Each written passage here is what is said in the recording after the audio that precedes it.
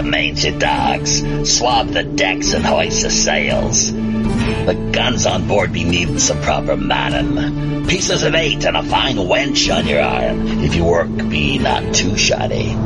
Careful not to flounder too badly, though, or you may have to dance the hempen jig as we see you to Davy Jones.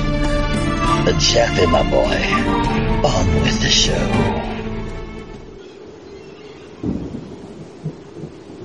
Avast, me hearties. To our listeners from across all regions of the planet, welcome once again aboard the Robin Hood, flagship to the world's one and only cooperatively inspired charity podcast network, WPRPN. Live streaming today from just off the shores of South Korea's Olympic Fever Coast, you're listening to episode 93 of Pirate Radio Podcasts. I'm your host, as always, the ship's Chief Communications Officer, Jaffe Ryder. Podcaster, blogger, footballer, and active member of the Everyday Psych Victims Project, Daryl Brown joins us this week to share with listeners his nightmarish history of having fallen prey to the UK's state-run mental health system. Born healthy and fit in London, England, Daryl's horror story origins can be traced back to around the age of 9, when he was first forcibly drugged in an attempt to treat OCD and Tourettes Syndrome symptoms. His story serves as a classic example, lesson, and warning to all how the technocratic, profit-driven machine often systematically destroys the lives of all those people it so endlessly feeds upon.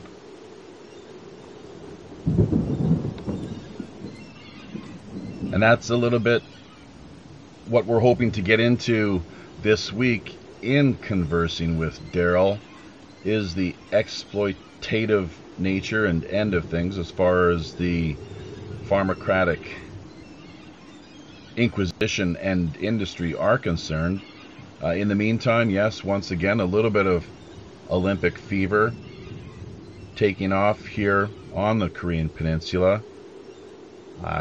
Daryl and I were just conversing prior to going live how, in fact, we had noted on Twitter John Lennon was trending. As things turn out, his classic tune Imagine has been chosen and is being sung by who exactly up in Pyeongchang? I have no idea, because we're not watching the TV here. We can maybe get around to checking that out a little later. Daryl, it's too bad this wasn't the Summer Olympics, or we'd be able to enjoy a few decent footy matches. You're a bit of a fan, from what I understand. Oh, yeah, definitely. With the World Cup's coming up this summer, though, so that would be that's something definitely to look forward to. But the winter season of football is well underway, halfway through, 3/3 through, even at the moment. So that's fun. It's there's always football. There actually are a few Korean players that have managed to find positions on various, high-ranking. Oh yeah, there's some good ones. I like the way they play. Their technical skills are usually very good. We've had there's a player at Tottenham that's a team in London. He's Song, I think, plays for Tottenham. I don't know if you've heard of that player. I think he's South Korean. Song, Hongmin Song, possibly is his name. His surname's Son, I think. He's very good player. He just needed to adapt his physical, which he's done very well. It's very difficult to adapt to the Premier League, especially if other leagues are not as physical. And he's definitely worked really hard on. He's very quick as well, so he's he's showing himself what a really good player he is. I've seen in the Olympics. I'm pretty sure I've seen South Korea in the Olympics football before. England or the other teams in the British Isles don't really have a football team in the Olympics. Usually, there was only one when we hosted the Olympics, but that was the only time we've entered a team for a very long time, I think. And it was a bit of a shambles. It was a bit of a PR stunt more than anything. I'm sorry, did you just say that Britain has not, there's been no English football team that's participated in the Olympics for quite some time? Yeah, probably like half a century or something. It's not something that's really done here. There's very passionate rivalries between the Welsh and the Scots and the Northern Irish, which are the countries within Great Britain. And they have a very passionate they're very passionate nations, and have stronger Celtic connections, and the rivalry is very strong. So they don't usually tend to play on the same team, especially when it comes to football. Oh, you're talking about a British soccer team, not in English. The Olympics. Yeah, British. That would be something, wouldn't it? It's really too bad that they weren't able to get their act together, because you would imagine that would be quite a powerful force to contend with, of course. So, any plans on watching the Olympics or following things in any way? The various events, ski jumping, curling, I'm not sure what else. The hockey, of course, figure skating. I'll probably end up seeing some of it because there'll be clips of it on the TV, and it will be talked about and pushed on the TV. But generally, when it comes, I admire athleticism, but when it comes to sports that have their own following and maintain themselves, I feel like the Olympics is a manufactured push of sports that don't really maintain themselves financially. People don't really seem to, as far as I'm aware, don't really seem to bother following these sports the rest of the time throughout the year. So I feel like it's kind of pushed for some as industries more at the Olympics. I don't really feel like it's an organic growth and interest in the sports myself, but I know loads of people love it, and I totally respect that. Yeah, Hitler actually had a really famous quote that he shared with the world regarding sports, and I'm not sure if it was the Olympics per se. Just trying to find it here on via DuckDuckGo. Let's see what. Something about, it's like war without the bloodshed, basically.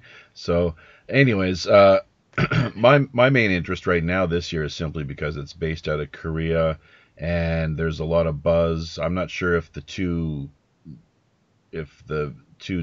South and North Korea actually appeared together during the opening ceremonies. There was talk of them actually walking in together. I don't know if that took place or not. There's also reports of Russia being banned outright from even being able to participate at this year's Olympics, just period.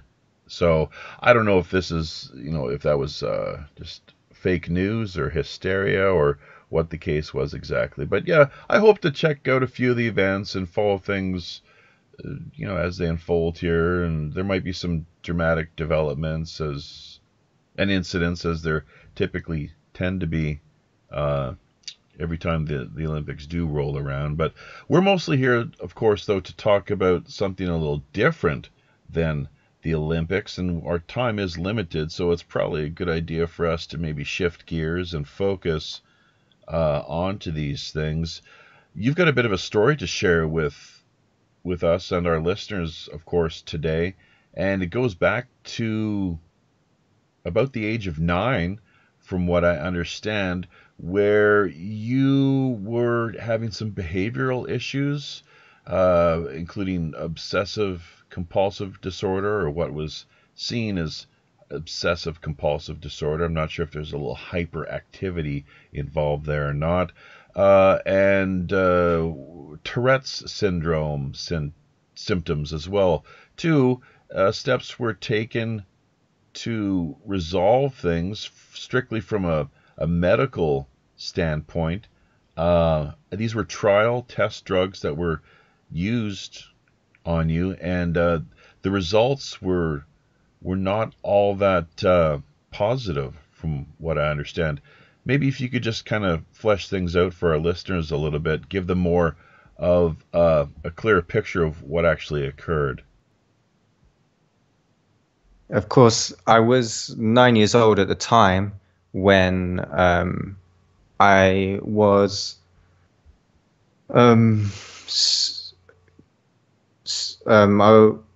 I was outside the box of as a person going through stress, and that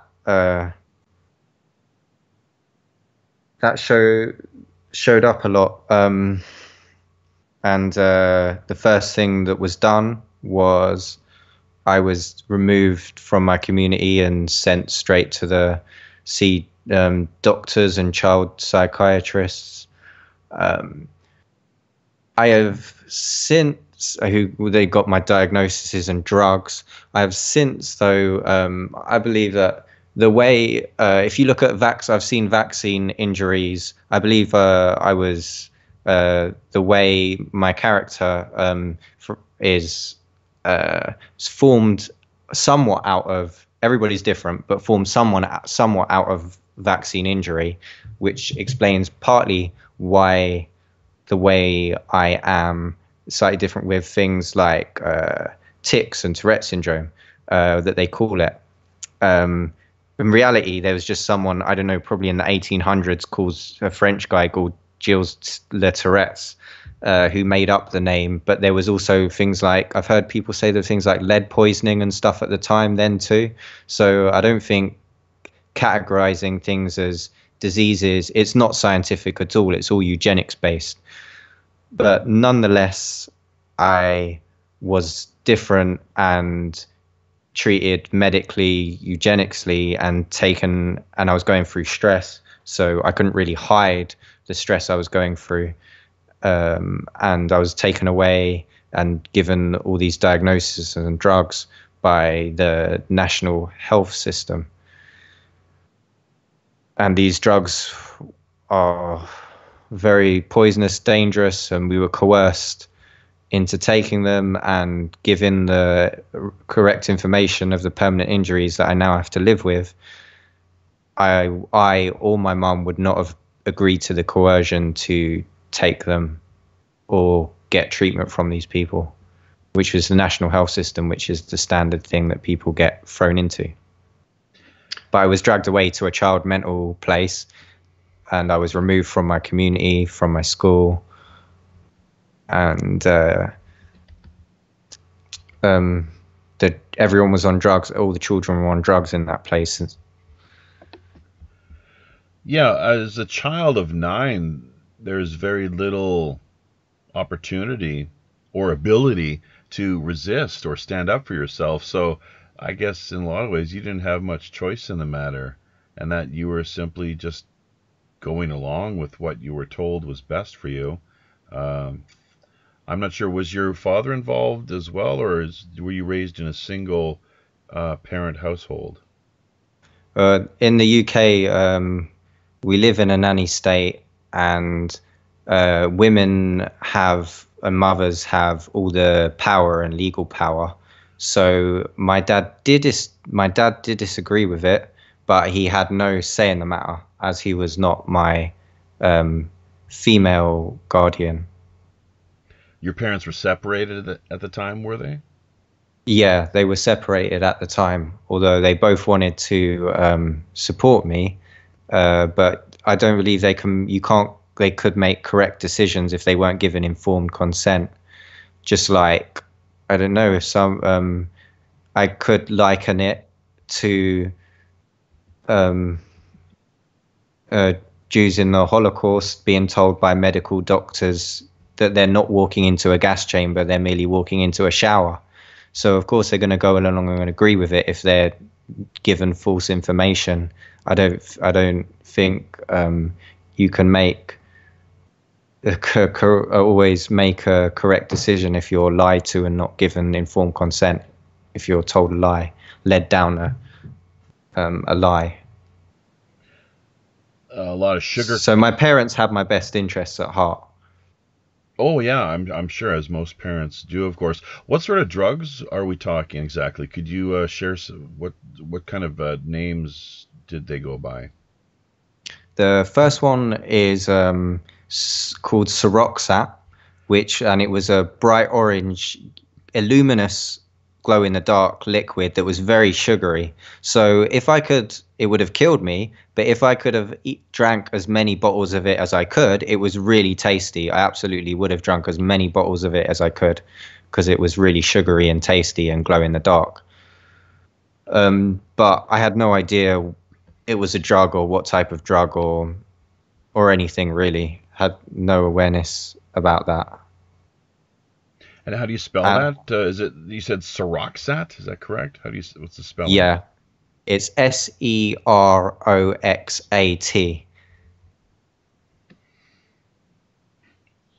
Okay. And they gave me that under the guise that that's for OCD, and went to the specialist so-called OCD and Tourettes Syndrome Centre in the world, in the Maudsley in South London. And they made videos along with the drug company, as far as I can remember. And I was made to watch this video that was a cartoon that falsely explained that there was serotonin receptors were wrong in my brain, and that I needed to take the GlaxoSmithKline drug Siroxat to correct that. But there was no scientific evidence to do that. But nonetheless, my national health system and the drug companies collaborated to indoctrinate me with that Soviet-style brainwashing when I was a little child. And the other drug they gave me was, they call it an antipsychotic, which they give for what they diagnose as Tourette's syndrome, for no logical reason.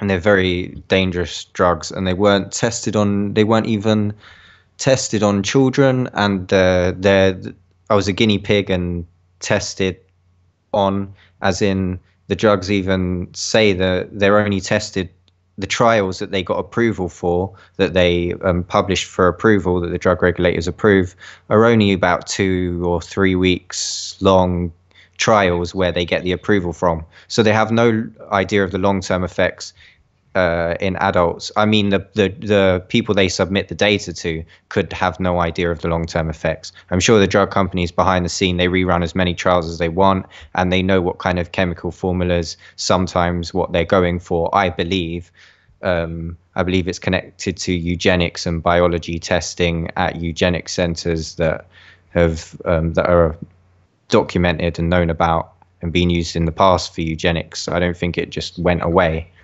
Oh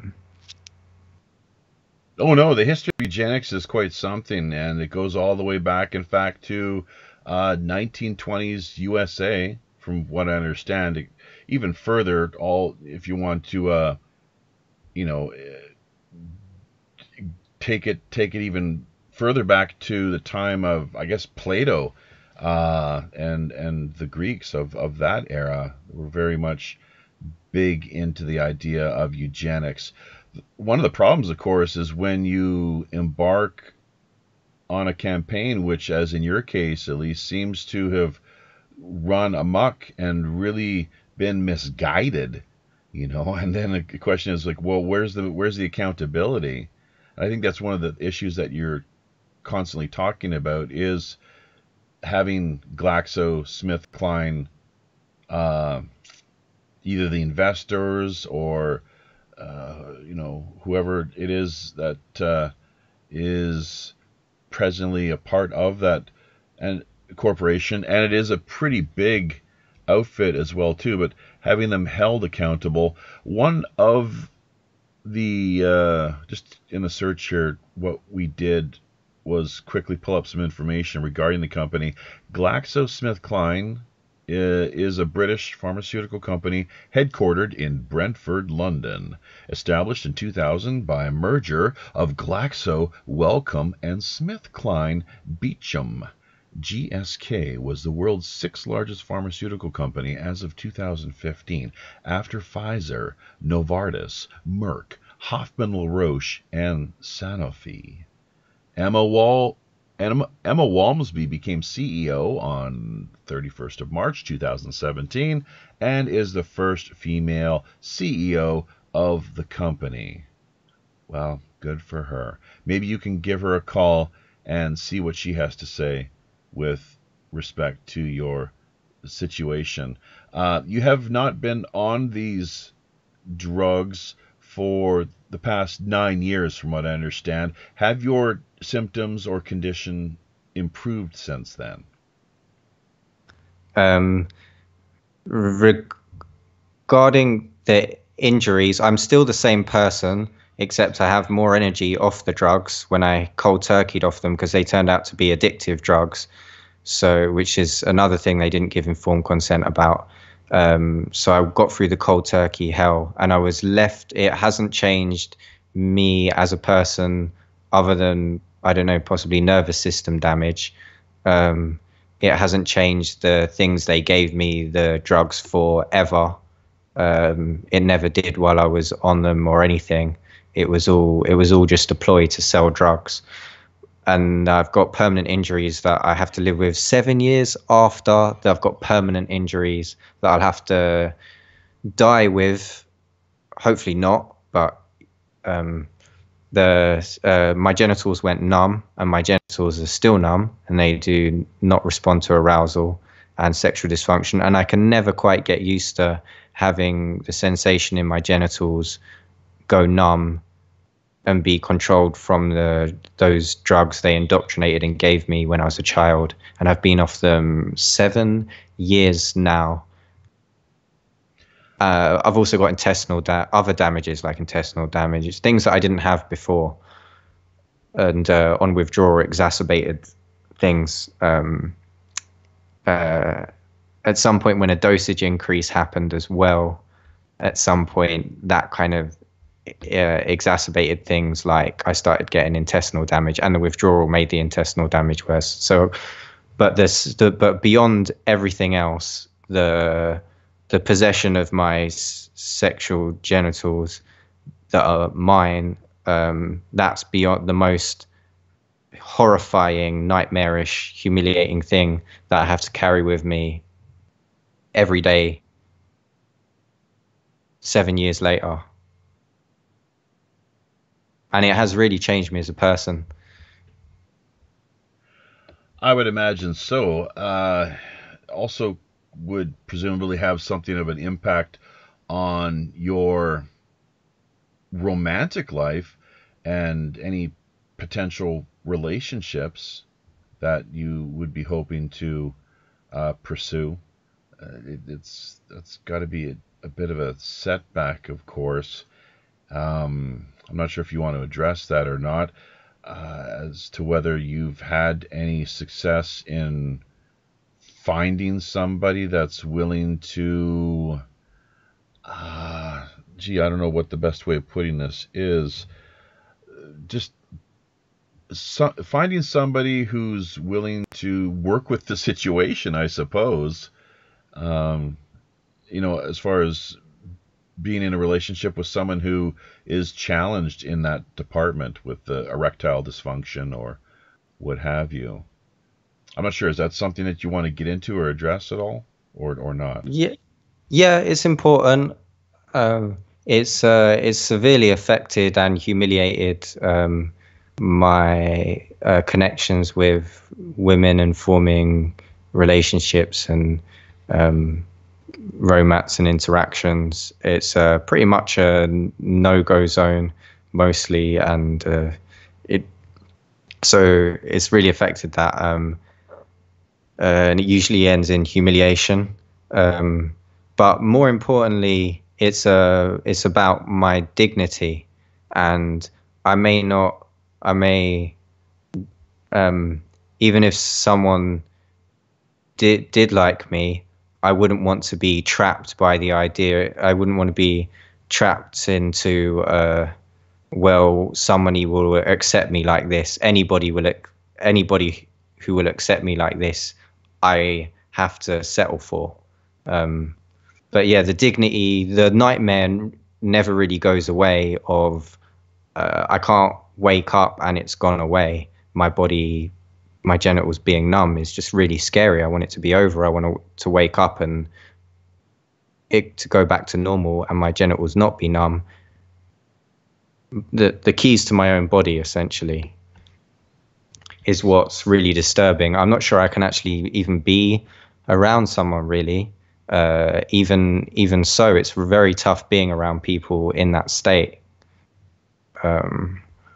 It's definitely not something I was expecting. But I have found out on the internet, because the people that give you the drugs just defame your character and further lock you up and try and tell you it's not real and all that kind of stuff. So I had to find out on the internet that if this is happening to thousands of people across the world at least, and they've come up with their own terms for what this is called, because the sexual dysfunction is actually really common on these drugs while people are on these drugs. But when it stays as a permanent injury, despite people not taking these drugs anymore, some people have come up with the term post-SSRI sexual dysfunction, or even post-antipsychotic sexual dysfunction. I think using both terms just gets confusing, so people generally just use the post-SSRI sexual dysfunction term, the PSSD term, instead of getting complicated with using the post-antipsychotic sexual dysfunction term.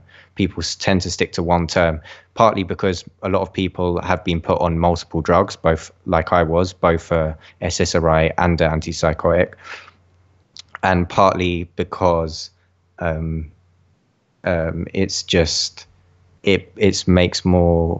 it's easier to understand one reference term than multiple reference terms. Yeah, it can be a bit of a mouthful, I guess, and leave people a little confused as to what is actually going on, what issues are really at play and at stake. So chemical castration, though, definitely is a really concise way of putting things, and I think an accurate way of describing the situation as well, too. And that this is one of the things that, from what I understand, based on, I believe, what you've shared via your blog, that chemical castration, or at least the drugs that are used and that you were exposed to and that you consumed over the course of, well, from 9 to the time, I guess you were about 21? Is that, yeah, most of my life by that point. So what is that, about 14 years? Something along those lines of being on these drugs. And you can sugarcoat it, and I know that the Brits are good at this. The nanny state, Orwellian Leviathan, or as some would put it, Kraken, with the euphemisms, things like jabs, for example. I love that one with, oh, don't worry, it's just a little jab.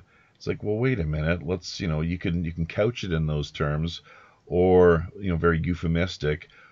Or you can look at it in the sense of, well, hang on a second, you're shooting me up here. This is a state-sponsored, toxic injection here, which I'm not really too cool with. So two things, I guess. Did you ever have to submit to injections of any kind? And secondly, is it not the case that the very same drugs that you were on for this extended period of time are, in a lot of cases, the ones that are used, that the state actually prescribes in order to, when it comes to pedophiles, basically people that have been convicted as and found to be sexual predators, primarily, I guess, people that have been overly interested in a sexual way with children, that they've been prescribed by the state to be on the same type of drugs. Is that not the case? Along with the injections, did you ever have to submit to any to getting basically shot up by the state? When I was a child, I took the drug and I was brainwashed. I took the medications without question. So I didn't necessarily have to be forced to by injection. And also I've been smart enough and and scared enough since it happened to never allow them to manipulate me into a situation where they could do that, because they will do it to anyone. You don't have to. They can literally say anyone's crazy and do it to them. But I've avoided that, especially after what happened. I was brainwashed to take them, so since I was a young child, so I never had to be forced to take them for injection. And yes, the scheme by the UK government that they give these drugs to paedophiles, both antipsychotics and SSRIs, which they call antidepressants, are given to paedophiles and they call the scheme chemical castration. And the paedophiles get informed consent when they are given these drugs to chemically castrate them. But people going to their doctors are not given informed consent about that. And it doesn't even say it on the leaflets. Well, how about that? That's something which more people obviously need to know, to, as you say, the informed consent is quite critical. And if you're withholding information or only presenting the public with half of the picture, and even at that in a warped, distorted fashion, that's not too good, of course. And that they need to be held accountable. And on top of that, people need to stop and, of course, ask themselves, why do they have to go so far as to present things in a dishonest manner rather than being straightforward about it all? It would seem that really perhaps they don't want the public to know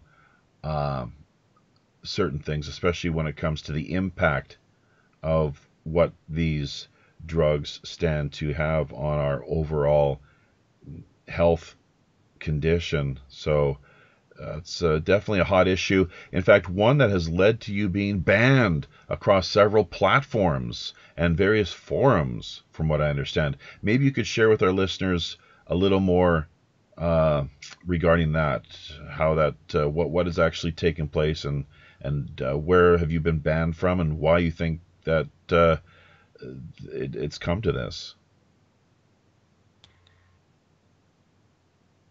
I've luckily in this day and age, I can speak on the internet.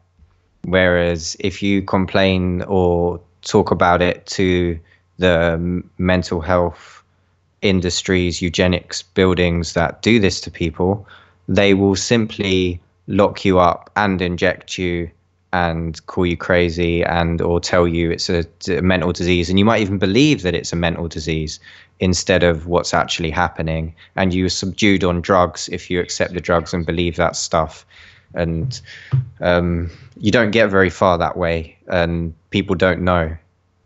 So luckily in this day and age, I made the hard choice because it's extremely humiliating, and I didn't want to have to further humiliate and indignify myself. Most people wouldn't. I'm very rare, because this has been reported by thousands of people across the world that it's permanent. So it's not. So it's definitely something that people have a right to know about. But my view is not welcome, and there's a lot of charities, they call them mental health charities, to induct people into the mental health industry to take these drugs, to seek help, quotation, and that help ends up selling drugs for pharmaceutical companies through the national health system that we have here, and sometimes forced, sometimes not. Most people are coerced into doing it voluntarily, although they're not given informed consent, so that's not necessarily voluntarily. And these charities get funding from the drug companies. So there's a number of platforms. I can't, this affects people in groups, even if they believe in mental eugenics diseases and depression as a disease and stuff. All those kind of groups and stuff, they have, it's like a religion for people as well. Just a second here. Isn't that something of a conflict of interest with the charities receiving donations and money from drug companies, like almost like a kickback of sorts, or some sort of like a bribe, like a payoff or payout? It seems to be a major, massive, very flagrant conflict of interest. How this is tolerated, I don't know. Like, can you maybe go into that in a little more detail? That's got me a little. Maybe I need to be medicated now, I guess, in the eyes of some. Oh, dude, take your calm down now, Jaffe. Take these pills, make you feel a little better. Yeah.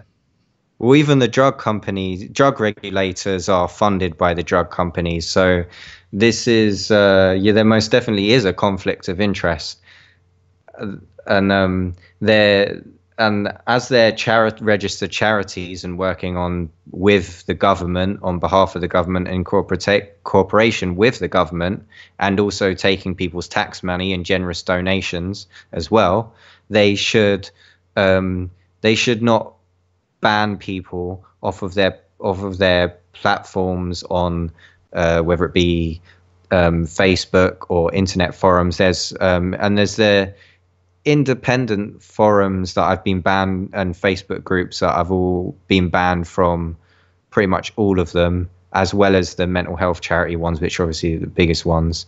The mental health charities that are funded by the drug companies have come up with the word stigma. So it's the equivalent of being called a racist or something. That's the way they're trying to advertise it. So any criticism of it is classified as stigma, and they will ban you. And Facebook, which is a platform which many people use, are now Google and Facebook will start doing, I think they already do it. If they see, you can report people if you think that they're saying something that you don't think they should be saying mentally, hygienally. So if people are feeling upset, anybody can report them via Facebook. And on Google, if certain search terms are flagged and reported straight to the government, or you're asked a question about doing a so-called depression test, a mental hygiene test is what I would call it. And that can set you up straight to a referral to the government as well, or you'll end up being in contact with the government. And this is very important to remember, that this is done to children. And so if they ban me telling, like, for example, children what happened to me, how can people who are unaware, or vulnerable people or children, hear the experience of what happened to someone who they did go through that system of so-called help? And if they just ban me off there, which they did, and then eventually, and people report, Facebook has, and most forums and everywhere has something called a community standard guidelines, and that can mean anything. Essentially, you're breaking the law in their world if you do something that is against their rules. And things like mental health stigma, which is what they've called it, they've marketed it as, is one of the things, I think, where they ban me for, and it's against their community guidelines. That's tend to how it's happened. So I'd kept finding myself locked out of accounts, banned, warned by moderators, and so I'm not even allowed to warn people on all the platforms that they're advertising for children to get help on, which is really barbaric. on Facebook, there's sponsored posts on people's timelines, and the mental health charities are always advertising to children on their timelines as well, and in putting suggestive implants in their head. Are you struggling to deal with things? Maybe there's something wrong with your brain. Go get help. So it's a really sick, sadistic world, and they always ask for lived experiences, and they keep posting people's lived experiences who say, oh, you need to get help, it's all wonderful, I believe in mental disease, that I have a mental disease. And so they're always posting. The people will get seen. Some people just like posting these things because they know they can easily get it seen. If they send in something that sucks up to the idea of mental health and disease, they will post those submissions all day long. But obviously they won't post real lived experiences like mine at all, and they'll ban, and they'll get you. People will self-police and report you as well, and they'll stop you posting articles and lock you out of your account. All these things have happened to me, so it's becoming increasingly difficult to even warn people on the internet. I understand. I hear you, and I myself have actually been the victim, really, of similar actions, just simply for speaking out on such hot topic issues as Israel, climate change, man-made CO2-based climate change, that will get people a lot of times quickly shut down or kicked off of forums because of politically incorrect views. It's amazing how this takes place, and not because we're engaging in any profanity or launching personal attacks or anything of the sort, simply coming with the truth. And that seems to be a little too much for certain people to handle or to know what to do with exactly, other than just to try to stamp it out and delete people and their accounts from from being active and able to contribute to the discourse and dialogue. So what exact, naming names now, I think we'd like to hear what forums are we talking about exactly, as well as platforms. Facebook, I guess you say, has been a problem. Can you name any of the groups, as well as just generally the forums online that you've experienced these same issues with? Yes, definitely. I'd love to. On Facebook, the platform itself, and people self-policing and reporting, and there's charity, the American charity, which is the huge one. It's very well funded by drug companies, called Mighty on the Mental Health. I was banned very quickly from that one. I can't write or post anything on there. It like blocked out the thing where you can write a message or a reply or a post. I can't participate in that. I was banned very quickly from that one. But that apparently is funded very much by the drug companies, and that's in people's social medias and pops up on people's iPhones. That's like one of the really out there ones popping up on children's iPhones and stuff. Mighty on the Mental Health. There's an article that someone wrote for Mad in America that used to work for them, that she said she wrote an article explaining why she quit from them, which was, she was saying that the drug companies, that they had to do things for advertise drug companies or push certain things because they'd got funding from drug companies or something of the like. Just to back up what I'm saying.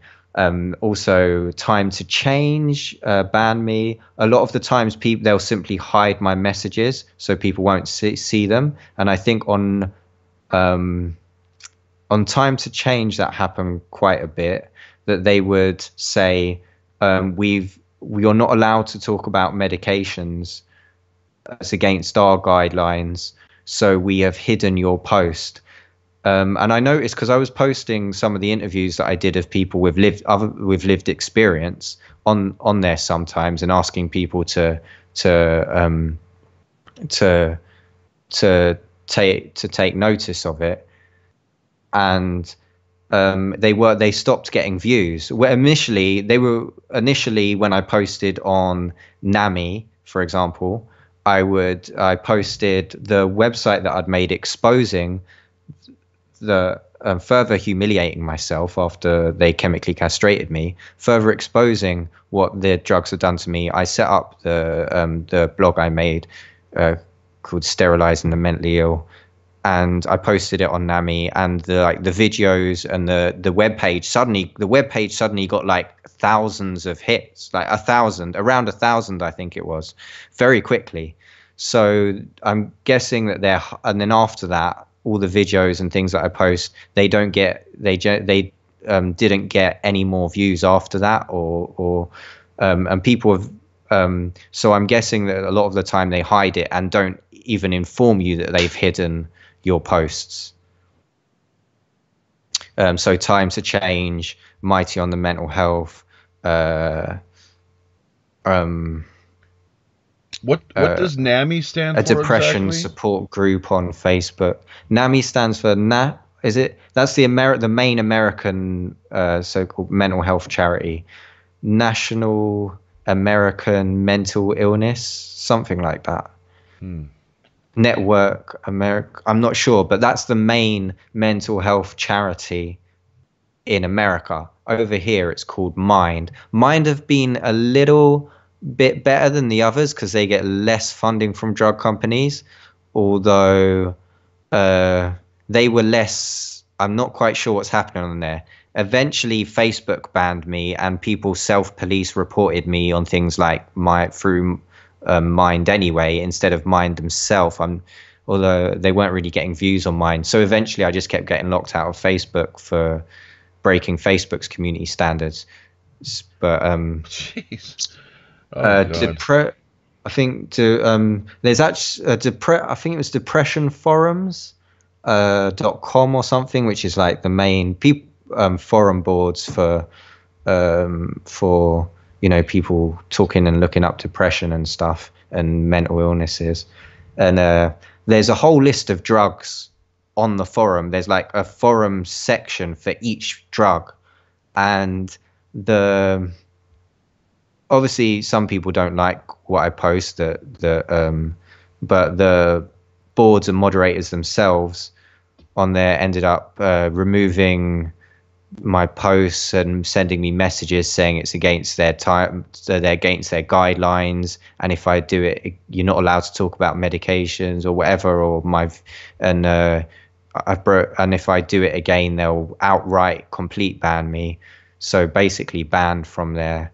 And that's depression forums, it might be .org or something.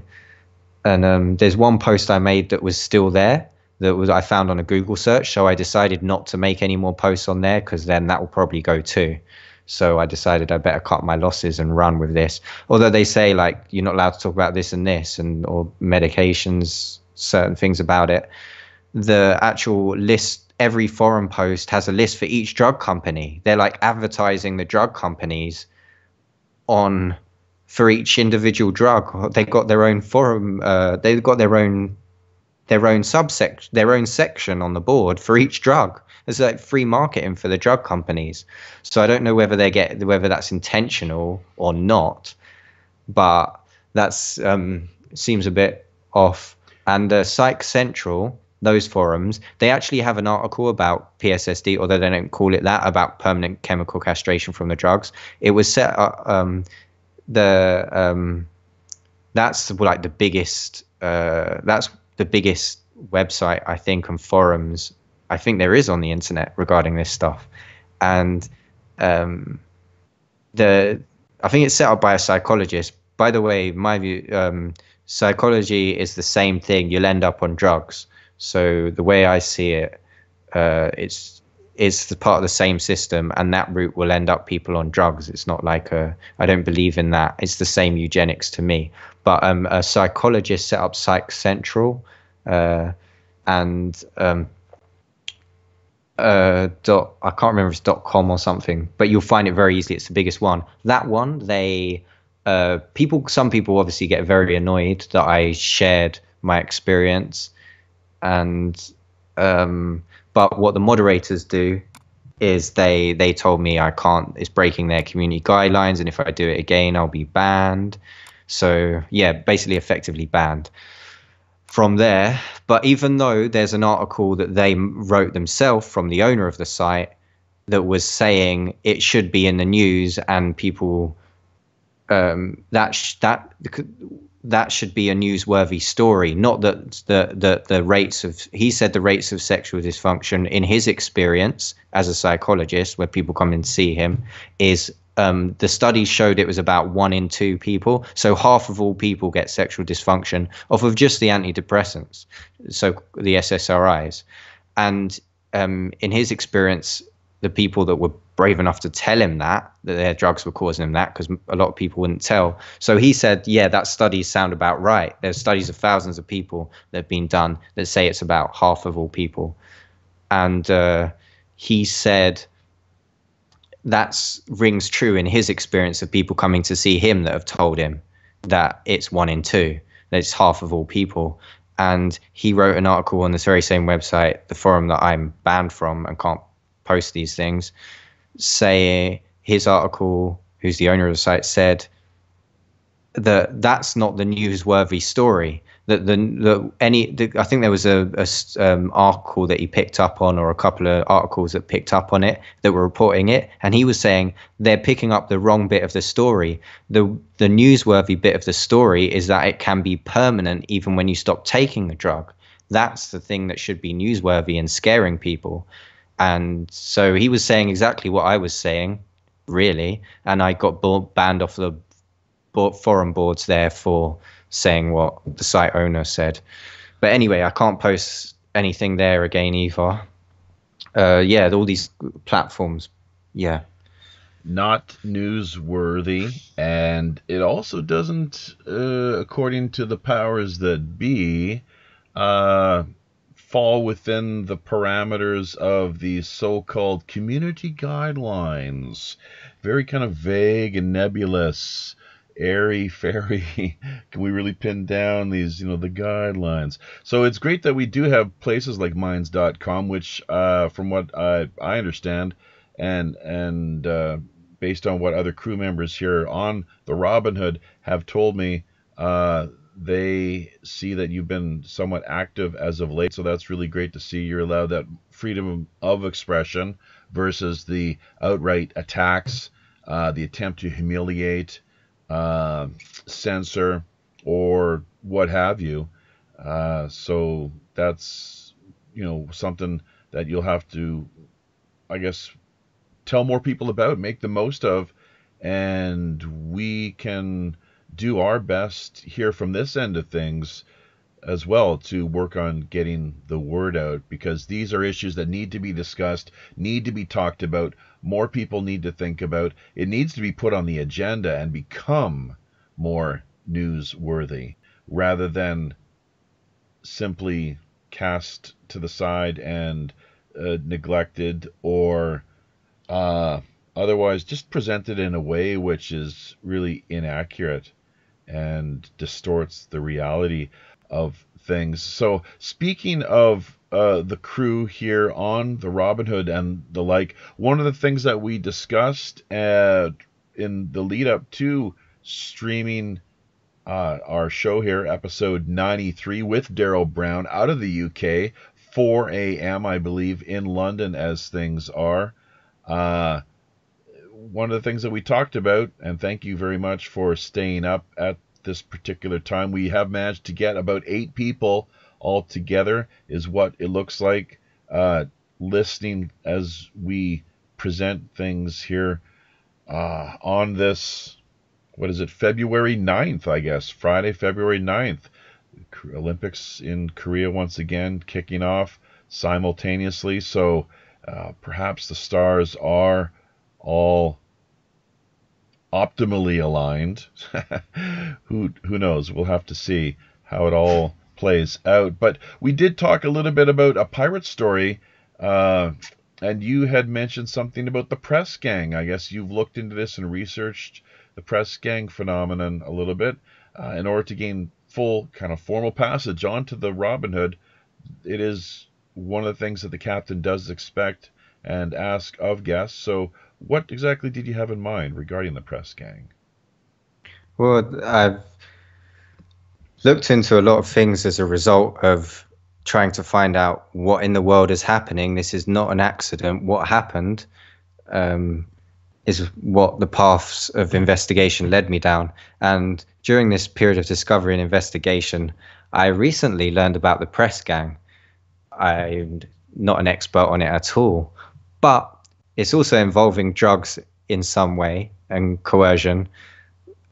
When I looked it up, it was when people were an island and ships ruled the seas, and in Britain, and they needed a strong navy you can control the world with.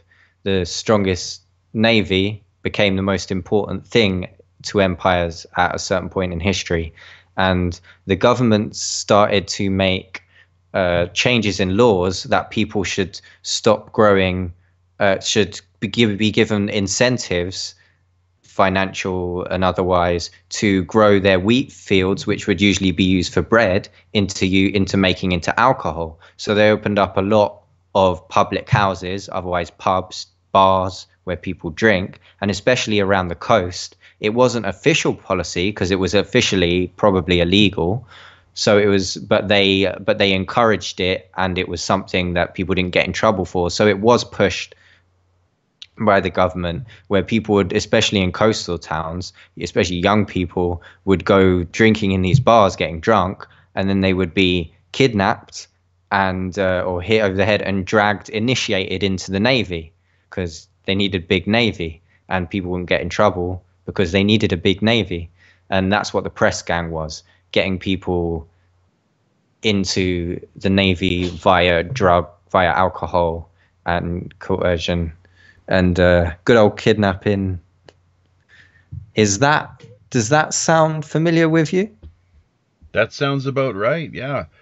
Shanghaied is another way of putting things. That, from what I understand, comes out of the Opium War era, the mid to late 19th century. There were, I believe, 2 official opium wars. We ourselves presently living through what some might even call the third, of course, based on what we're seeing with this the military presence in places like Afghanistan, in particular. I'm not sure about Pakistan, but these are both, of course, regions that are quite well known for their production of opium and various other, speaking of drugs, related products. So, which leads us to the whole issue of the war on drugs. This business we hear constantly, repeated incessantly, the war on drugs. Well, what drugs? Whose drugs? What are we talking? Why is alcohol okay? Why are cigarettes okay? Speaking of these pubs and whatnot, historically, let's not forget as well Hampshires and Hampsteads. Hemp was a big deal back up until Prohibition came about. So there was a massive conspiracy at the highest levels, as there typically tends to be with these sort of things. And it all ties into the Opium Wars. Of course, the British East India Trading Company playing a central role. You, of course, being out of England, would probably have heard of the British East India Trading Company. There was the Dutch East India Trading Company as well, too, from what I understand. But the war on drugs is it's a farce, frankly, and you are a living example of this. How what we're finding is that the truth really is, it's a bitter pill to swallow for some, in particular those who are of a vested and hold a vested interest. That really it's something they don't want to to hear or to talk about, and the best that they can do is once again shut people down, try to paint them or portray them in a less than flattering light. Ad hominem attacks, let's not forget, often quite effective. Some people, well, it all depends really who your audience is. The ad hominem attacks don't always work with everyone. So, but this, yeah, really is quite something, that the situation that you find yourself in at the present time. Thank God you managed to get yourself off of these drugs, courtesy of GlaxoSmithKline. Maybe have you managed to get in contact with the drug manufacturing companies, the heads of these outfits, and lodge your complaint? No, I mean, it's all I've tried to the people that I have tried to contact officially usually come back with the response that everything's totally legal, blah Oh blah yeah, blah. So sure. I imagine I'll get a same response, similar Of course. response Every from dictatorship, them. everything any dictatorship has ever done through all of history has been legal. It doesn't mean it's good, it doesn't mean it's moral, doesn't mean it's ethical or decent or humane, but it's legal. Wink, wink, nudge, nudge. So I'm sorry for cutting you off there. Was there, maybe you want to finish your point? No, no, no. That's precisely a very good way of putting it. I don't know. I did. The human rights organizations obviously don't help. They're not interested in that kind of thing, either. Which it is a human rights issue.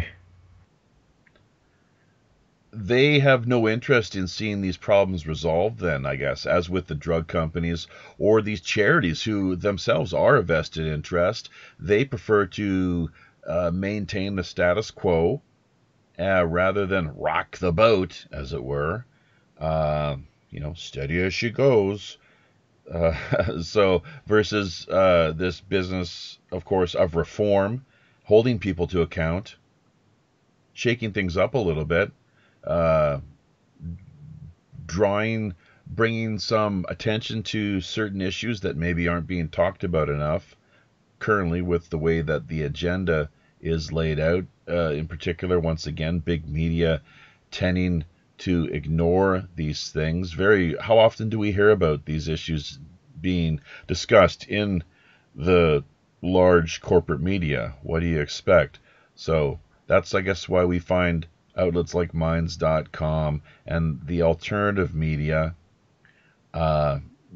more of an option, of course, something that people can turn to when they do have an issue, or where they feel they have been done wrong by, I suppose, and are looking to better set things in order. So once again, just to remind people that we have, steady as she goes here, folks, 8 listeners, people joining in with the stream here as we present episode number 93 with Daryl Smith out of the UK. I believe it could even be London, as a matter of fact. About 4 a.m. where you are right now, Daryl, is that right? Yeah, it's 5 a.m. at the moment, but I'm good. I don't get peace or sleep or rest since this happened. So staying up and doing this is a very I'm very grateful for the few platforms that people like you afford to me, to one of the only few avenues left I have. You've actually got your own blog website. It's a pssdblog.blogspot.com, I believe, is where people can find what it is that you have to share with the world. Anyone who's interested in looking into your story a little more and getting clear on the particulars. You've also got a podcast that you produce on a semi-frequent or regular basis. Yeah, the Everyday Psych Victims Project. I do some interviews. I interview other people and upload them there on the YouTube there and on the Facebook there, and I'm involved in that. I've interviewed people with PSSD amongst the other crimes that the eugenics industry, that they now call mental health, inflicts on people. Let's get into that a little more here in just a second. But first of all, I have yet to really recap what we've had taking place here in the YouTube chat area. So let's pay a little bit of a visit and attention to what we have going down over here. A lot of lively action. The Everyday Psych Victims Project logged in. Joe 333 as well as Joe Emanon. So we got the two Pirate Joes in the house for this show. That's great. Folks commenting on the slideshow and the photos that we have streaming out to the viewers and audience at this particular moment. The looks like Everyday Psych Victims Project hoping to get in touch with John Ford. Don't know if you know too much about Mr. Ford or not, Daryl. He is a UFO political prisoner. UFO political prisoner, I guess that's one way of putting it for sure. Someone that we've talked about a couple times here on Pirate Radio podcasts. People who are interested can go back into the archives and check out what it is that we've produced over the past couple of years, the few shows that we did put together dealing with John's story. So, but yeah, it looks like the Everyday Psych Victims Project is hoping to get in touch with John Ford. He has been committed, institutionalized here since around the mid-1990s, and there's no real good reason that we can see why he is being held against his will at the present time. So hopefully they will manage to get in touch with John and have some sort of feedback from his end of things. Just scrolling down here through the text chat area, it's Joe 333 talking about sharing show information with his boys, and that they were quite impressed, I guess, knowing that it was that Uncle Jaffe has a show here that he produces on a weekly basis with the rest of the crew aboard the Robin Hood. We've experienced a little bit of a few technical setbacks here as far as being jammed with respect to the keyboard end of things. It's difficult for us to actually type anything or to share text chat. We often have to refresh the browser, so I'm not sure why that's the case. We have there's other people here that are reporting how everything seems to be fine from their end. So this has been an ongoing and reoccurring issue. More technical issues over on Podomatic as of late, where with our latest episode, William Ramsey, the Smiley Face Killers, we finished the post-production end of things with that particular show, episode 92 of Pirate Radio Podcasts, and are having difficulty in editing things at the moment. So that's been going on for the last day or so, where things have been totally shut down, and we're finding ourselves completely incapable of getting anything further done over there. So that's yeah, no, I listened to that. I think I've heard him on another show as well, possibly, and that is I thoroughly believe that there's a group of this possibly similar group of elite people. We have a group here in the UK that a lot of these people that are in these elite societies that set up social control programs to control and farm animal our lives are set up in like secret clubs in universities, and one of them is outed, so it's not so secret, called the Bullingdon Boys Club. And that's where a bunch of our prime ministers and a lot of people deputy prime minister and in the UK are pictured in the Bullingdon Boys Club, which is a secret elite club at these universities. The guy that set up mental health to rise out of the ashes of war, called Project Phoenix, called John Rawlings Rees, he was in the Invisible Club at Oxford.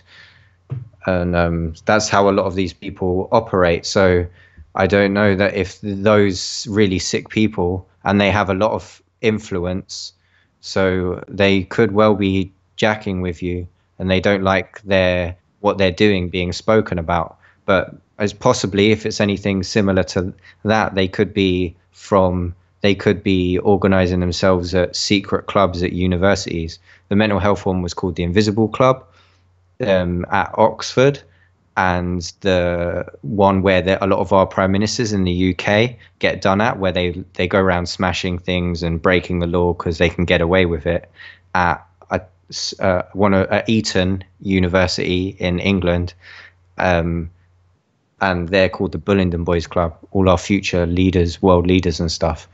So there's hopefully we rubbed people up, and I wouldn't be surprised if they don't want people to know about it.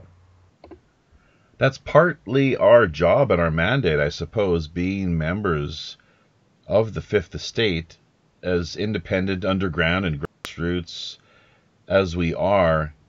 They'd want to shut it down before it gets any further, I would have thought. Well, and that's why we find all these ridiculous measures being taken throughout social media, Twitter, Facebook, you name it. There's clearly a hidden agenda, which they couch within the terms and parameters or context of community guidelines, as you pointed out, and as I've re-emphasized. So there's no doubt about that. This once again vague, highly abstract and nebulous sort of principle versus something like Minds.com, which embraces the free speech in the genuine, classic liberal sense of the word. Liberal is not a dirty word, folks. It's a question of course, how these terms are used. George Orwell talked about, ultimately, I believe it was in his essay, Politics and the English Language, is one of his famous essays. If people want to look into this, talking about how terms such as liberal and conservative ultimately had lost all their meaning, even during his particular period in time back in the 30s and 40s. So, but I guess when I use that, I'm speaking from the standpoint of classic John Stuart Mill, liberal, laissez-faire, hands-off, just let people be way of looking at things and approaching issues such as free speech, freedom of expression, and the right simply to exist. Do no harm. Once you cross that threshold and start messing with people in a direct manner, then that's clearly where your liberty and right to the right to it has been extinguished and nullified. So yeah, the Bullingdon Club, we have found it here via just a quick DuckDuckGo search. It's BullingDon, Bullingdon Boys Club UK. There's an exclusive all-male dining club. Oh, how gay is that? Well, not gay necessarily, as homo, and once again, homo just simply meaning the same, of the same type. So for Oxford University undergraduates, although it's not officially recognized by that institution, so kind of like almost like a Skull and Bones type outfit, really, the quasi-Masonic organization. From what I can see here, there's certain stories that have come up under this DuckDuckGo search. The secrets of Oxford University's elite in a class of their own, so on and so forth. So, well, thank you for that that tip there, and just having drawn our attention to this organization. Another one was the Invisible Club. Is that right? Is that what you said? The Invisible College. The Invisible College. Now, time, we've only got about another 20 minutes. We could maybe go for 20, 30 minutes or so with what we got to work with here. But if you could maybe talk about the Invisible College. I know I've heard of it. And just within the context, I guess that's within the context of eugenics, Bertrand Russell and the like. Am I on the right in the right area here, or on the right track? I don't know too much about the Invisible College. All I know is that I don't know too much about it, but I know the guy that the people that are involved in setting up, renaming and reframing and having mental health community, calling it mental health, and having mental health community centers everywhere to get eugenics to everyone and psychologically evaluate and do this to a lot of people. They met and set up their plans through the Invisible College at Oxford. John Rawlings Rees was a big leader of that, and that's how I think he got involved or organized surrounding that. And that was probably his task. And it's happened. You can see a transcript of his conference at the annual conference for mental hygiene at the Tavistock, which has funding from the Rockefeller Foundation, which also at the UN, to spread it throughout the world, he also set up the World Federation for Mental Health, and through the Rockefeller Foundation fundings, and he set up that as well after setting up the system here, and that's affiliated as to today through the UN, which will spread this throughout the whole world. So no one will be free from psychological evaluation and treatments, quotations. And he was set it up, and the other members on the board that he set it up with were people like Werner Verlinger, who was a Nazi psychologist on the T4 euthanasia experiment, where they were killing lots of people en masse. And he was one of the key members also setting up the World Federation for Mental Health with him. And he actually, after doing that in Nazi Germany in maybe the 50s, so well after World War II, he then went into America working for educating American young youth on so-called mental health. After being involved in mass genocide, eventually at some point, someone in the German government wanted to investigate him, and he jumped off a cliff to avoid investigation. Yeah, jumped, or perhaps was. Why are we assuming jumped necessarily? That's the official. True. Why are we assuming jumped? Yes. The official, as so many of these bankers and so forth, leaping to the desk from these high-rise buildings. That's the official story. Let's maybe consider the possibility of there being another narrative or reality at play here, in a sense of maybe being pushed or assisted out windows and so forth. That's very true. But can you believe that he was involved in the mass murder of people in a euthanasia experiment in Nazi Germany, and then he was 2 decades later lecturing Americans on what their child's mental health? Oh, these are historical facts here from what I understand. This is all within the context as well too. Let's not forget Operation Paperclip. Look no further. Werner von Braun. Who is this other Werner German Nazi character that you mentioned? What was his name again? Werner Verlinger. Verlinger. Well, how about that, folks? So yeah, once again, Operation Paperclip. Not only did a lot of these Nazi scientists find themselves with jobs eventually, courtesy of NASA, but they are said to have as Daryl, our guest here today, episode 93, Bedlam in the UK, has drawn to listeners' attention, we're quite active in the American Psychiatric Association and its evolution over the years, where, as you've, I guess, pointed out, basically, he, after playing an active central role in mass extermination via the Nazi political machine, was invited to the West then to educate people throughout North America on the issue of matter of eugenics, mental hygiene, and the like. Is that correct? Yes, with children. Oh, God.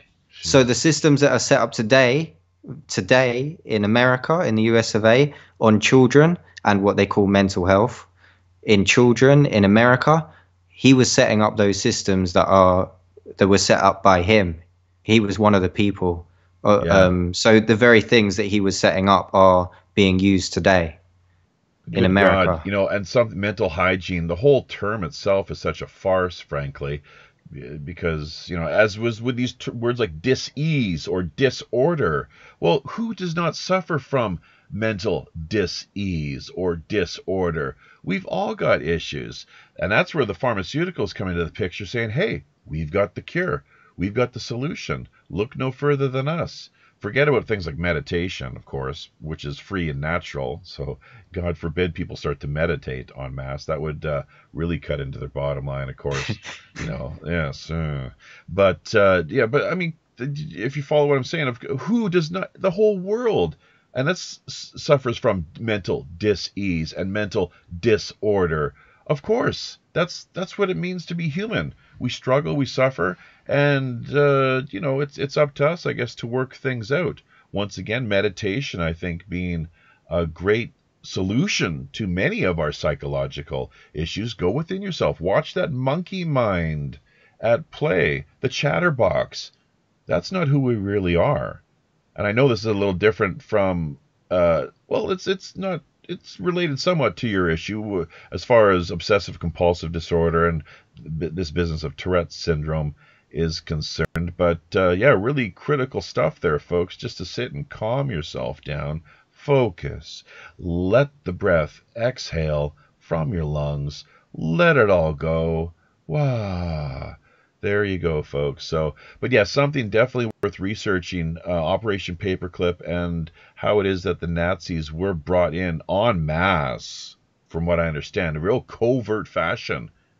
These are the people that our grandparents had gone to fight against, who were told that they were expected to put their lives on the line for the sake of democracy and freedom and all the goodness that the West stood for in its values, wholesomeness and righteousness, morality and the like, against the evil Nazi war machine. The war comes to its conclusion, and what do we find happening but secretly, covertly, courtesy of the CIA, as well as other organizations as well too. I would not in the least be surprised if that were the case. Finding their way to the West. And what kind of numbers are we talking that exactly? Have you looked into that, Daryl? How I heard it was really widespread. I mean, this is a systemic. This is like you talk about textbook classic conspiracy. Throughout with courtesy of the CIA in conjunction with the Nazi intelligence networks, that they were not punished. They were not sent to the war crimes tribunals in Nuremberg. They were allowed to go free. Even recently, it's once again come to light via the FBI files that came to the surface thanks to the effort of the Trump administration, JFK files and the Trump dump. I know a lot of people like to bash on Trump. Myself, though, I prefer to take a more balanced approach, even with characters like Obama or Trudeau. Although I'm not really finding too much too many good things to say about Trudeau, unfortunately, at all. So I wish I could. But the weed issue, a little bit, maybe, but not really. No, because he even waffled out of that after having won the election. He, I guess, basically what he said was, "Oh, gee, well, thanks for electing me to office, but this business of legalizing marijuana in Canada, I just realized, had it drawn to my attention that we are bound by an international treaty. So I'm really got my hands tied here, not able to do too much." So you talk about things like national sovereignty. Well, where is it? Doesn't really seem to exist, does it? It's like been nullified, and at courtesy of these, and as a result of these international treaties, multilateral agreements signed at the highest levels, perhaps via further organizations and networks or clubs, elite groups such as the Bullingdon Club, the Invisible College, Skull and Bones, so on and so forth. So anything more you'd just like to add to the picture there, Daryl? I know I've really kind of unpacked a lot in response to what you had to share, so you might like to jump in there. There is some statistics that are not very complete, but of what we know that I could possibly add to what we do know. That if we can go on what we've already spoke about, in that it's half of all people on just the so-called antidepressant drugs develop sexual dysfunction or chemical castration, then the statistics on the MHRA, which is supposed to be the UK drug regulator, they no one knows a drug. They're never reported on. The adverse effects are never reported on. No one's heard of the MHRA. So the numbers are really low. For out of the millions of people in the UK that are on so-called antidepressants, despite it being half of all people on them, it seems from what we know, get sexual dysfunction. The rate of it reported is merely just 1,000 something people reported it. But what they call the permanent sexual dysfunction, despite coming off the drug, that stays, the number that were reported of that is more than 20% of that figure.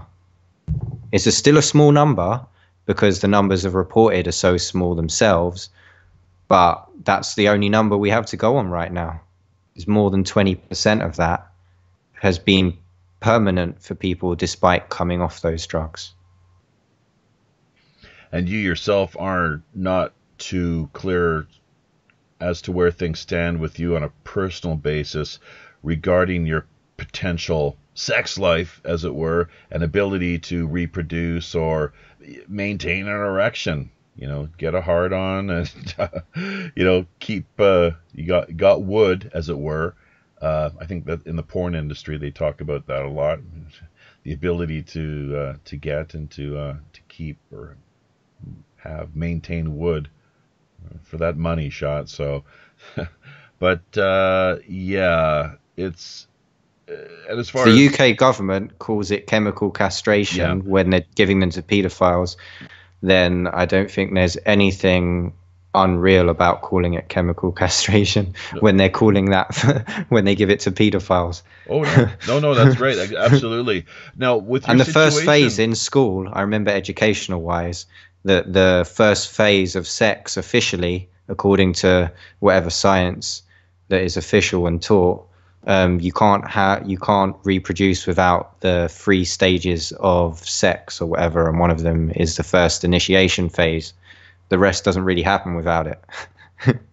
Have you considered paying a visit to a place like, for example, Amsterdam, or maybe you don't even have to go that far, Bangkok or the like, but no, some sort of sexual therapy, and just with presenting your situation to your therapist, who's a woman. You've already made it clear to, well, me, just off the record and just prior to us here going live with today's stream, that women are definitely your thing. So yeah, you would need someone as a sexual therapist, I suppose, in a hands-on kind of manner, if you catch my drift. Really kind of working in the best way to get things stimulated and on the go. Have you looked into that at all? Not really. It's my dignity that is what can't really be recovered. It's my dignity that can't be recovered, that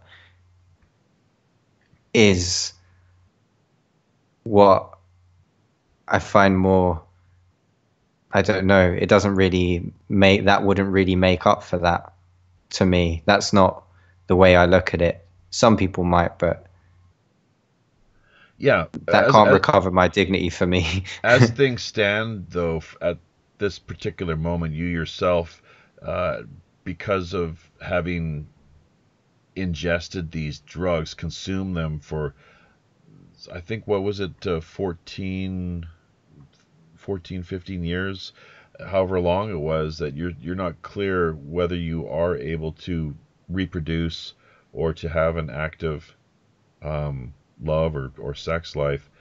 So yeah, you're not clear on that then, I guess. You have not experimented? No, I'm not clear on that. Although having an active sex life is not in the question. That, I mean, I probably know the answer to that one for sure. That it's I can't have an active, healthy sex life. You would ultimately like to have a relationship with a woman, though, that perhaps would carry itself out over the long term, if I'm not mistaken, and become, married, as most people do, and living together happily ever after. Ideally, if the situation were to arise, I guess with everything in the environment was copacetic, basically. You are open to that, having a relationship with a woman on a long-term Oh yeah, basis. I'm definitely open to it. It's just not very appealing to women, and if somebody is interested in me in I don't know, because they might find it an easy to, I don't know, for manipulative reasons, because I'm kind of trapped in a situation. Settling for that might not be the healthiest thing for me or a child or anyone either, if that possibility did occur. So it's also pretty traumatizing to be around other human beings. I really just can't get over my genitals being numb. I want to wake up. I don't really want to, I don't know. But yeah, hopefully that can happen too. But I'm not sure. We'll have to, yeah, exactly, just play things by ear and see what transpires here over the long run. I'm trying to just back things up a little bit here, kind of getting caught up with just the flood of comments that we've had coming in via YouTube. Godblood Gotti is a new character we have not seen too much of. In fact, this is the first time that I've seemed to recognize that handle, stating that the construct of sterilization has not changed much from the Nazi-oriented basis of psychiatry, a branch of which utilized sterilization. As long as we know the pertinent history, it's easier to avert. Definitely will not be neutering my cat, because I'm not like I don't like my gonads butchered any more than the vet doing the neutering. I will arm all legal, lawful knowledge available to protect my family. Everyday Psych Victims Project concurring with the view that indeed, yes, it was the Nazis. Although, once again, people, let's not forget, it goes back to, I believe, 1920s USA is how it all came about via the push for eugenics. I think might have come from the British end of things, actually, and then was imported to the USA, and then picked up once again in a big way by Let's not forget the founders, the funders of the experiments at Cold Spring Harbors and the plans that they made and publicized to sterilize however many 50 million or something of the American public and all over the world with their eugenics plans were funded by none other than the people that funded the setting up of mental health and mental health community centers everywhere in the UK and the world through John Rawlings Rees, the Rockefeller Foundation. They funded that publicly. That's on public record, as well as them publicly funding to set up mental health with John Rawlings Rees from Cold Springs Harbor. Did you say, as well as let's not forget off Long Island, New York. There's biological experiments and sterilization experiments. They published articles in the Washington Herald about saying 500 million or 50 million or something Americans are defective, say scientists who have been working on this project for a long time that have received backing from the Rockefeller funded this project funded by the Rockefeller Foundation and the Carnegies and Harrimans, and these people have been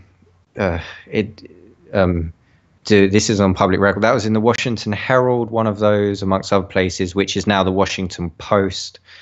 They put that on public record around, I think it was the 1920s. Obviously it went a bit more underground at certain points, but the very same foundation was funding both mental health and the public publications to out openly say people are defective and they need sterilizing.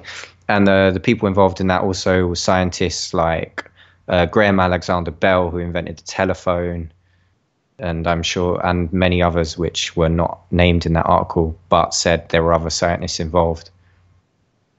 And remember, there's been a lot of research on around that time period of what hormones they want to affect to give people things like birth control and women when they can get pregnant and not pregnant.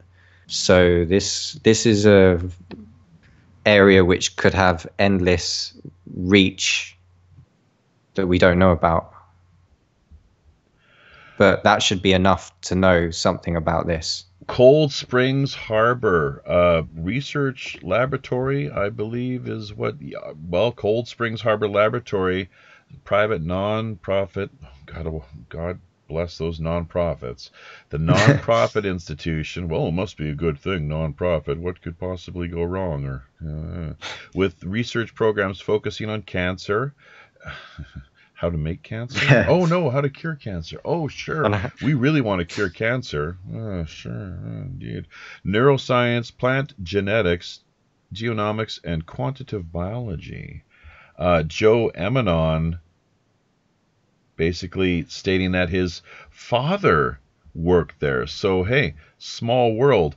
And, you know, that's one of the interesting things. Just in reading that, the first thing that came to mind was, well, Joe being a pretty bright individual himself, a lot of people, and let's not forget he's with a background in the defense industry and so forth, that everyone needs a security clearance to work in those areas, and they go all through your personal history, including probably especially family timeline and backstory and the like. So, you know, there might be a connection there. That's perhaps why he was chosen, or as some would put it, tapped for the position, and was able to find himself gainfully employed within the defense industry for as many years as he was.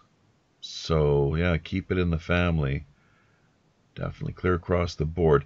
Just once again trying to...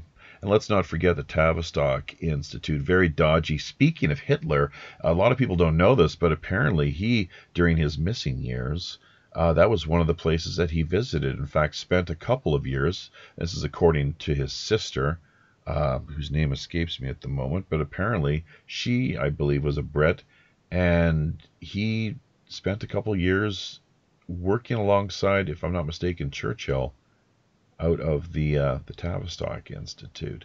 Isn't it interesting, too, Churchill talking about history? History will look upon me favorably, I believe is what he famously said. And the reason being, of course, is because I will write it, is how he put things. So, yeah, history will look upon me favorably because I will write it. Before he was the so-called ringleader leading my country fighting the Nazis, he and Hitler, he was pushing in Parliament, in the British Parliament, for sterilisation, inaction and laws to be passed through Parliament here. And it's the other politicians that and public that stopped him, he was pushing for so that wouldn't surprise me. Winston Churchill was a major supporter and backer of eugenics then, was he? Yeah. Mental health, sterilization, mental hygiene, gotta keep it clean, folks. Get all that dirt, all those stains in that dirt, tisk, tisk. It's just so unsightly. We need to completely eradicate and rid the world of these. Remember to get help for your poor mental hygiene. We're doing you a favor. Oh, jeez. Well, and that's just the thing with the problem with the nanny state, is the assumption that people are incapable or unable themselves to take charge of their lives, really, and put their own house in order. Once again, total conflict of interest. Where would the state be if people were, as individuals, clear across the board, fully empowered and able to live their lives in a way where they were independent and autonomous? That there was no need for anybody to take care of them. The Eugenics Society that was here as well, the key members that you can find after the National Socialist Workers' Party in Germany, otherwise called the Nazi Party, with Hitler, used the national health system in Germany to do all this kind of stuff over there. The William Beveridge was a key member of the Eugenics Society. He set up the welfare state. He wrote the report for the welfare state here, which obviously was in 1947, the act, I think, which was 1946 or 47, which was 1 year after the war ended with Germany that had that system. And that's where the mental health was incorporated into the National Health Act in this country, before obviously it was exported to other places. And so the National Health Act also included the mental health community centres that they wanted, from Project Phoenix out of the Invisible College through John Rawlings Rees, to roll out mental health community centres all across the country, coinciding with the National Health Service and the National Health Service Act of 1947, 1 year after we defeated the Nazis. And the Eugenics Society key members also includes John Harvey Kellogg's, which that's our cereal, that's our processed food and our cereals. I'm not sure if people had cereals before they came up with that idea, but I imagine it stretches to processed foods in general. The idea that we're getting our nutrition from that, because they put things in it, and vitamins, they say as well, you need to have. Your most important meal of the day is dried up processed food. And the welfare state, William Beveridge. By the way, a lot of people get on the welfare state. The proof is they need to be on drugs to get benefits, and as well as having a father out of the home. They need if they show that they're taking drugs for their mental hygiene, then they can get benefits That's the main criteria in this country, as well as having the father out of the home and getting child tax credits, which makes a father more irrelevant and unnecessary. And sorry, the Kellogg's, John Harvey Kellogg's, and the guy who wrote Brave New World, his brother, I think, which is, what's his name? Brave New World, Aldous and Julius Huxley, that family were other key members of the Eugenics Society. Also the Planned Parenthood people like Margaret Sanger and those people. Yeah, you can look through, and a bunch of psychologists and psychiatrists as well. Charles Darwin is a major figure, of course, too, and name. Yeah. Someone that figure quite prominently. The name beverage, is that how the word beverage came into the English language from that family? Well, it sounds relevant in that you down your beverage, drink your beverage. I'm not sure if that's where it came from. You know, I think, we've covered a lot of ground here, obviously, and we've run the course over 90 minutes plus now. But one of the issues that we have not addressed or hit upon, too, one is how with this anti-psychiatry and psychiatrics and drugging position, how many people confuse you or suspect that you might be a Scientologist? That's got to happen from time to time, thinking that you're on board with Tom Cruise and L. Ron Hubbard and the like. Oh yeah, I'm totally against cults. The mental health is a cult, so I'm not looking to join any other cults. I really don't want to be part of any cults. Mental health won't let you leave. Scientology won't let you leave. So I don't. I believe someone already posted a message on Everyday Psych Victims Project saying, if you're a Scientologist, please unfollow us. We don't want to be. The mental health predator system is predators, and they pick on people They pick on people as predators. And that's what and Scientology, I believe, is just trying to do the same thing. I wouldn't say it makes our message void, but yeah, we have to put up with people accusing us of being Scientologists and all this rubbish, as well as, yeah. But no, I'm not a Scientologist, and I have no interest in joining a cult. After mental health being a cult, there's no way I'm being tricked into that one. Just a couple last rapid fire points that hopefully you can address as we wind things down here. Is it the same in the UK, where you are with only 2 signatures, you can have somebody institutionalized? Say your father signs and your doctor signs, and you're basically, that's it. You've got no say in the matter. It's like, see you later. Yeah, that's pretty much how it works. Yeah, 2 signatures. I thought it was 2 doctors, but yeah, it could very well be a family member and a doctor. I'm sure they'll make it as convenient as possible. Yeah, that's how easy and quickly it is and happens. And the doctor profits out of, that's how he makes a living.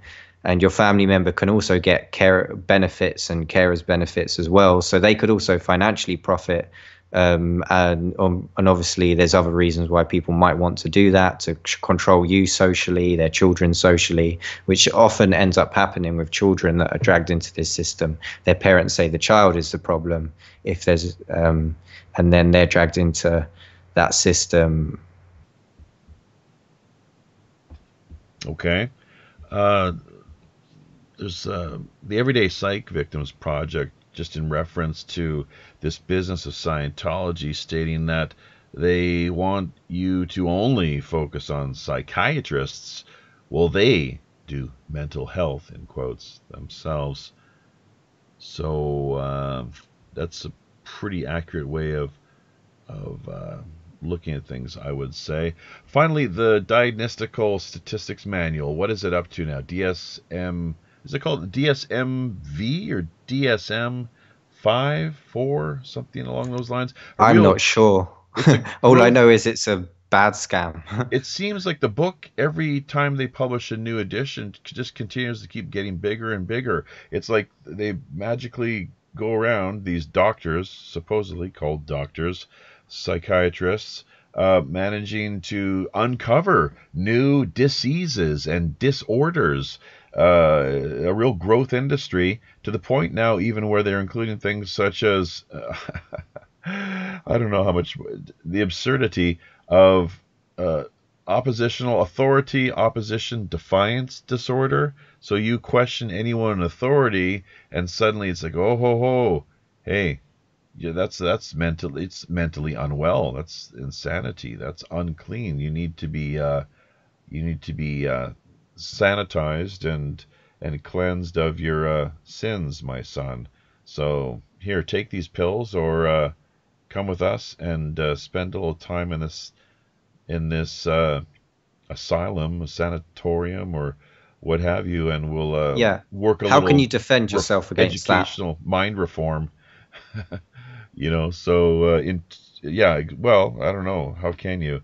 So physically try to stand up for yourself.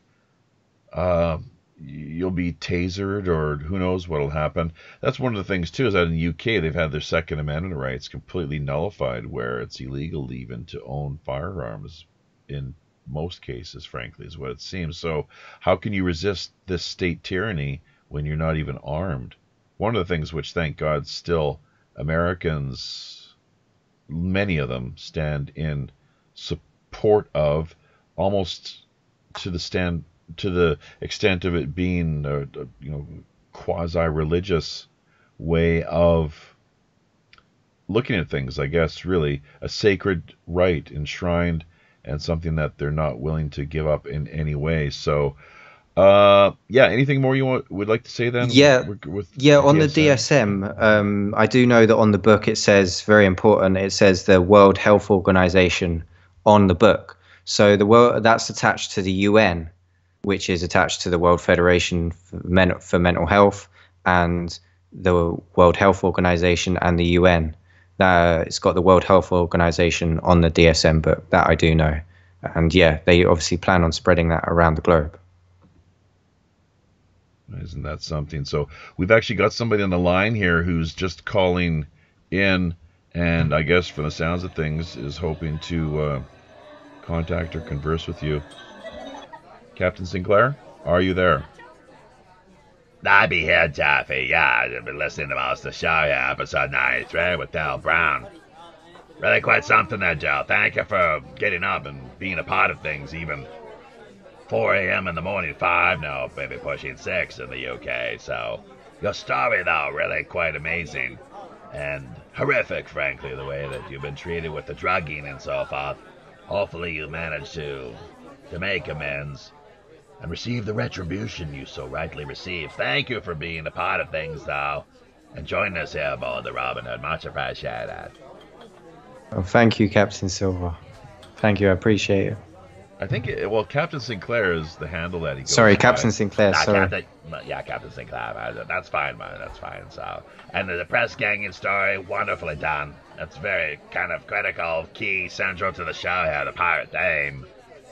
Bringing the trivia and facts, the history and law to listeners' attention, the press gang. Very, the East India Company and the opium trade, the drug trade, did the money just disappear? Did the East India Company, did the money that was invested in the opium trade of takeover of China, did the money just disappear, or did the drug industry continue in another form? Well, there you go. The war on some drugs. Things have merely transformed. Robbing Peter to pay Paul, I suppose. It's a good part of things. The paperwork, things just being shuffled around and disappearing for a time, going underground. But really, the pirate, there's a reason we call the ship the Robin Hood, so we'll leave it at that, though. Thank you once again. Much appreciated, and hope to see you again. Happy sailing. Thank you, Captain Sinclair. All right, there he goes. Yeah, he drops by from time to time. Sounds like he was in the Scurvy Dog, maybe, or the Howling Wolf. And that's where we ourselves are hoping to head off to here in just a couple of minutes. Wrapping things up then, Daryl, any last bits of information that you can share with listeners? You do have a few links, of course. You are an active member of the Everyday Psych Victims Project, which people can quite easily find via Facebook. There is something, I'm not sure, do they have an account or a channel over on minds.com? We do, because we realize we may be banned from Facebook very soon regarding their community guidelines, probably very soon. So we are trying to branch out. We're just a few people. We don't get paid. We don't get any drug company funding. So we're just trying to do what we can to spread the message. So we do, but our main one at the moment is the Facebook and the YouTube channel, and we're trying to open up to platforms like BitChute and for videos and Minds and other networks that are going to be more and more necessary. Also, there's an adverse effect charity that is trying to raise money and hopefully at least that will raise awareness at the very least for the cure for permanent sexual dysfunction, hormonal attack caused by these drugs. And they've raised 36,000 out of the target $100,000 so far. And I've supported that with a marathon. I'm injured for this one, so I'll do it next year. So I made a website called runagainstcastration.com to support that initiative, as well as sterilizing the mentally ill, which is the original, or pssdblog.blogspot.com is the original way I came out with this. And minds.com, stop sterilizing the accused mentally ill. We've included your channel, tagging you in most of the shares that we published on Minds. There was a couple of groups where we shared the link to today's show, as well as Facebook, of course, too. But and I think you have a Twitter account. Don't know if you want to talk about that or not. Alan Johnson? Yeah, they can find that through the runagainstcastration.com website. They can find the Twitter button there. That's probably the best way to find that. Okay, and the pssdblog.blogspot.com. All this information and links, of course, will be included and made a part of the show notes. That about does it, Daryl. I'm not sure if you've provided all your links and everything. Just closing comments as we transition on into the after show portion of things. Don't know if you'll be able to stick around for that or not. It usually runs for about an hour. It's got to be about 6 a.m. there in England at the moment. So just final closing thoughts or comments? No, thank you very much for the platform. It's much needed. And share the information, save your family members and friends. And yeah, I can definitely join you next. Thank you very much. Okay, well, we'll open things up here a little more in the Rogues Gallery after show. Thank you, Daryl, for being a part of things. Join us here with episode 93 of Pirate Radio Podcasts. Thanks to everyone who tuned in and helped to contribute in the comments section of the YouTube stream. Emily Anderson managed to find her way online just in the closing moments here, so that's great. Godblood Gotti, Johnny Canuck, Everyday Psych Victims Project, the two Pirate Joes, hopefully not forgetting anybody. We are going to make our way on out of here and perhaps off to the Howling Wolf or the Scurvy Dog. Maybe even a little of that Mossy Wench might help out Daryl a bit with his current condition. We'll see if we can round up a few of those Mossy Wenches and engage in a little conversation with Daryl if things work out. In the meantime, folks, that about does it for this week's show. Hope to see you next week, of course, when we present to you episode 94 of the podcast. Until we meet again out in the high digital seas, on behalf of Captain Long John Sinclair and the rest of the crew on the Robin Hood, I'm your host as always, the show's Chief Communications Officer, Jaffe Ryder.